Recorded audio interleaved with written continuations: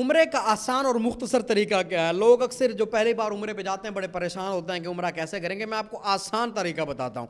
उम्रे का आसान तरीका ये है कि अगर मुमकिन हो तो मीकात पर, वगरना घर में पहले आप गुस्ल करके एहराम की चादरें बांध लें और दोनों कांधे ढांपते हुए 2 रकात नफिल नमाज अदा करें। फिर अगर मीकात पर एहराम बांधा हो तो वहीं से तलबिया पढ़कर उम्रे की नीयत कर लें, और अगर घर या अपने शहर में गुस्ल करके एहराम बांधा है तो फिलहाल नीयत ना करें जब तक जो है वो जहाज़ जो है वो परवाज़ ना कर जाए ना। तो मिकात आने से पहले पहले उम्रे की नियत करके तलबिया पढ़ें। जहाज़ में ऐलान हो जाता है, नियत करके एक मरतबा तलबिया पढ़ लें। एक बार पढ़ना लाजमी है, 3 मरतबा पढ़ना मुस्तहब है। और फिर दौरान सफ़र मस्जिद हराम तक पहुँचने तक आप तलबिया का विर्द करते रहें।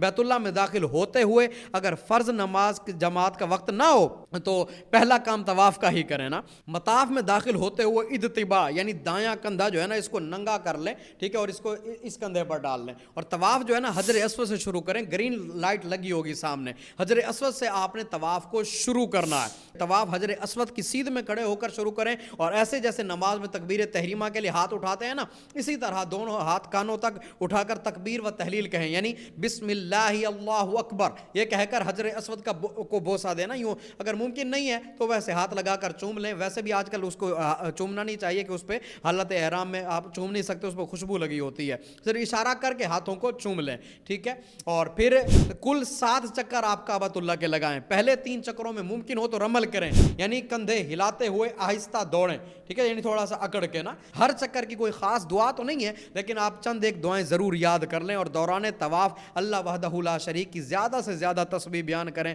और हर चक्कर में रुकन यमानी का भी इस्तेलाम करें, यानी सिर्फ दाएं हाथ से जो है ना रुकन यमानी को ऐसे यूँ करके चूम भी सकते हैं या सिर्फ छू लें, कोई मसला नहीं है। अगर मौका ना मिले तो कुछ भी और ना नहीं करना आपने। रुकन यमानी और हजर अस्वद के जो दरमियान जब आप आएंगे ना तो आप ये दुआ पढ़ें, अल्लाहुम्मा रब्बना आतिना फिद दुनिया हसनतन व फिल आखिरति हसनतन व क़िना अज़ाबन नार, ठीक है, ये दुआ पढ़ें। तवाफ़ के 7 चक्करों के बाद मकाम इब्राहिम के पास 2 रकात आपने जो है वो तवाफ़ के जो नफिल होते हैं वो अदा करने हैं, यानी मकाम इब्राहिम के करीब जगह मिल जाए, ठीक है, वरना थोड़ा साइड पे हो जाए, वहाँ पर आप पढ़ लें।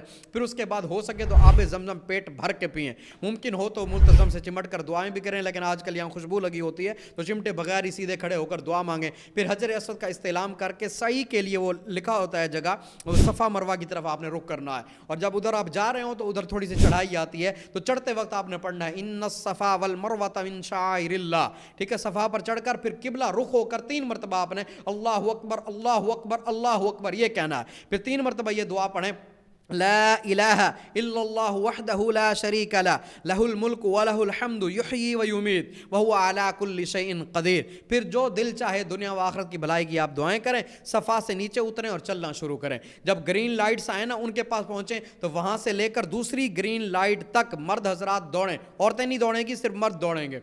फिर चलते हुए मरवा पहुँचें और वहाँ भी वही कुछ करें जो सफ़ा पे किया था। सफ़ा से मरवा तक ये 1 चक्कर शुमार होता है। लोग सफ़ा से मरवा, मरवा से सफ़ा इसको 1 चक्कर समझते हैं, ऐसा नहीं। सफ़ा से मरवा तक 1 चक्कर शुमार होता है।